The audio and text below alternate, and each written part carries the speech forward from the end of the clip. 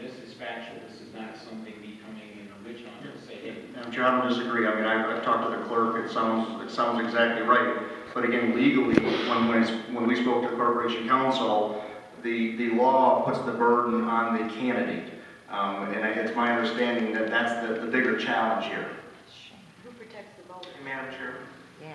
just, I think that the integrity of our elections, of course, and I don't think that you as a candidate or anyone else is putting into question the integrity that the city clerk's office put into this election.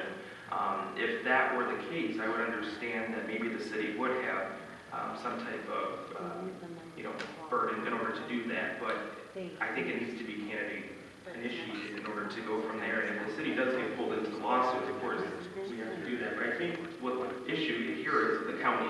This county clerk's office is where the issue lies here. And the city and the county are two separate entities. I think that the city clerk's office do their best, and they do certify the integrity of our elections.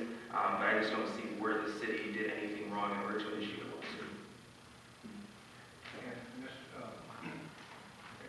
Chair, to answer Mr.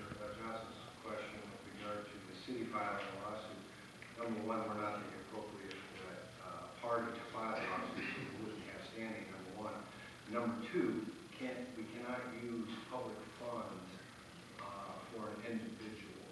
We could file an amicus brief, which is basically a side brief that would support him in the facts that we know, but the obligation is on the candidate to file a lawsuit, and we can't use public funds for that action. Through the chair of council, is there a way that he can provide some guidance? Would you just call some kind of brief? I mean, help him, aid him in filing this lawsuit? I mean, because go out and hire thousands of dollars, spend thousands of dollars on an attorney, so something simple that we can do to initiate this at this point. Well, any time we challenge an election, it's not simple.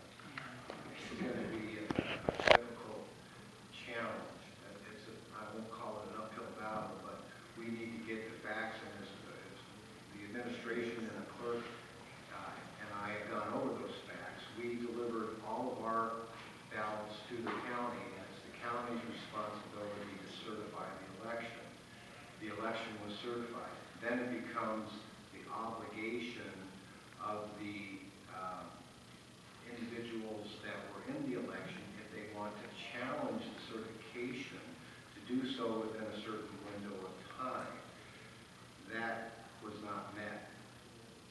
Prior to, regardless of whatever reason that you knew or you didn't know, it should be the responsibility of each person that runs for election to know those procedures. We want to get it right. Our hands are tied. We will, through the administration, will support the challenge and provide all the factual information that we have, including our clerk and what she's done and how it was held. But we can't initiate the lawsuit. So I guess my question would be then, what do I tell the people that supported me come Monday, January the 9th, when a person gets sworn into the seat that wasn't elected, and that's for a 4-year position? What do I tell them then? And the school board has been made aware of it. I've kept the superintendent of the schools in the loop, and the only way that they know of that this wrong to be righted is if the other candidate took it and said, okay, something happened here, it was wrong, so I'll step down and not take the swearing in, and then they could appoint a person for that position. That individual chose not to do that because whatever reason may be. So bottom line is, again, on January the 9th, the people that voted for me to elect me get another candidate, so I don't know how that's going to look, but thank you for your time. Council question, Mr. Miller, have you, maybe you already answered this, but have you taken any steps to file this lawsuit? I have been in conversation with legal counsel, and there are steps that can be taken, but it is very costly. The thing of it is that do I want to spend thousands of rightfully get a position he was elected to. So, I mean, that's the thing. Everybody is aware that there was a problem. I mean, if I can FOIA paperwork that covers every precinct in this city, and it's correct, and I can do the numbers, I'm not sure what happened at the county. They were very willing to talk to me the first day or two. When I appeared at their office, they weren't very willing to talk to me. In fact, they gave me a piece of paper that was less informative than what I had already received from our own city clerk's office. That's all they were willing to give me and point me towards the door. They had made their mistake and that was it. They didn't really seem to care anymore, and they bought enough time to say, well, you timed out. Well, they knew I timed out on that Monday. They waited until the following Thursday night to tell me so. So again, you know, everybody's aware that there's a problem. The bigger problem would be on January the 9th when someone sits down in a seat that they weren't elected to. So, but thank you for your time. Yes, ma'am.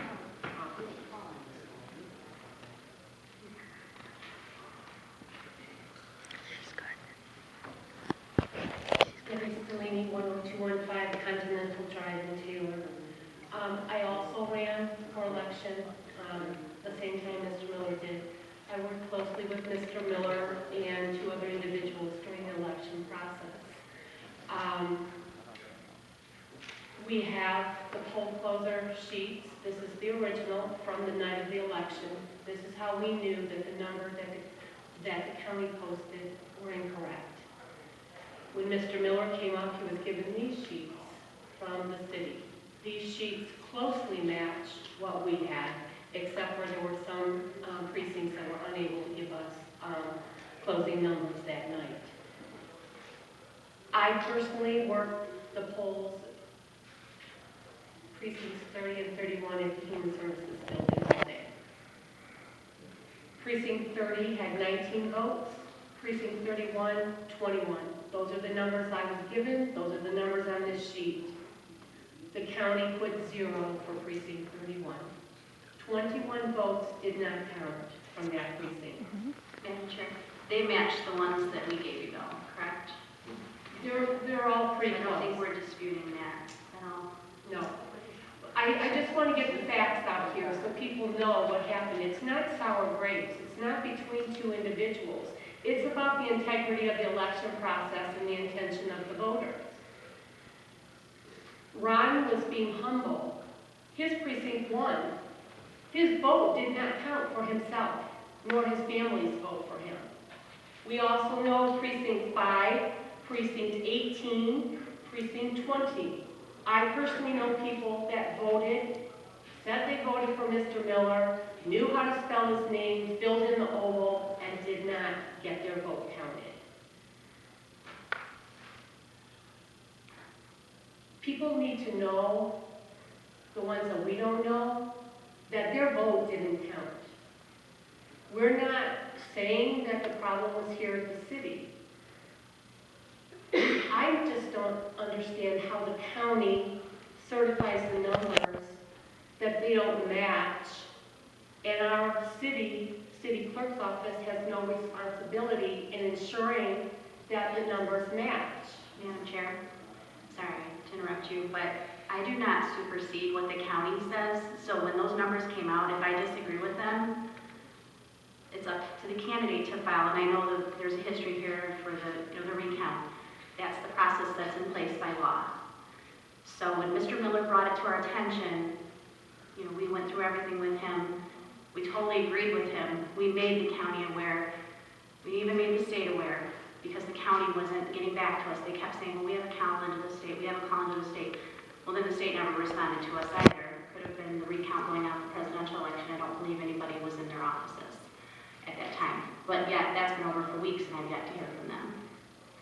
So my responsibility is getting those numbers to the county. When I turn those in, my count numbers might not agree with theirs. They might see something different that I don't see. I don't know what happened in Brownstown with the numbers there. You know what I mean? I don't have access to those numbers. I'm not privy to that information. But we did what we're required to do by law.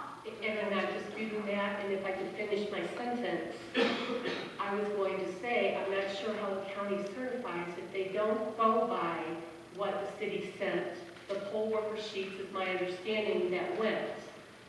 The ballots don't go to the county. They don't sit down like our county clerk and the team that night went through and looked at. So how does the county certify an election without the votes and without going by the sheets that the city clerk's office sent and the city clerk's office stands by? That's where I was going. I'm sorry to give you the impression that I wasn't happy with what you guys have done, because I am happy with that. But Madam Chair, I also have to disagree with council. Everyone who runs for election should know the rules, is what was just said. I think we all have run for seats here. Excuse me. Do we all know every single rule for every election? That's the city clerk, county clerk, and the State Department of Elections' job to know those rules, to make sure that they're upheld, and to make sure that we people who are people that aren't elected officials also have their votes counted. There's a process, I understand that. But in looking at the litigation part of it, how does an individual put a $5,000 retainer down to start the process? And how is that fair? When there's not a dispute about the facts. Big mouth. I just don't understand how we, as a city, can't challenge, maybe through anarchist brief, through whatever, the results. But I do know, because I have talked with several other attorneys, people do not want to take on the county. It is costly, it's a lengthy process, and if we have laws that the Department of Elections should be following, then why can't our city clerk's office get a call back from the state? That's what I'm asking. Has the school board reached out to anybody at the state level? The elections are run by the city, not the school district any longer. So we have no bearing on the results of this. Wow. We have contacted MASD, they gave us some attorneys, but the responsibility is not with the school district for the election process. I wasn't suggesting it was with the school district. What I was wondering is, as the clerk has suggested that Mr. Miller go to the county, and the county referred him to the state, on behalf of Mr. Miller, had anybody from the school board contacted anybody at the state to express their disappointment at the injustice that's been done? Not necessarily to initiate any action, but just maybe to apply a little pressure. I think at this point we need some pressure. They're not answering phone calls from officials. They're not going to answer phone calls. And if you gave me a number, I would call. We have an email address. But they are not taking calls about the election process. And when our state representative Geis does not return phone calls from the state, how would I expect to have them just return my phone call? We could have the superintendent try to call. The superintendent's in a position. He has 2 candidates that he's in the middle of. So I don't want to speak for him, but I think that that's a sticky situation that he's in too. So if you can, through your council, if you can come up with next steps, we have an office that we can go to. We can gather people whose votes didn't count and go to the state office. I just know the numbers don't match, and I think it's unfair that someone's going to be seated that clearly the numbers don't match for. Thank you.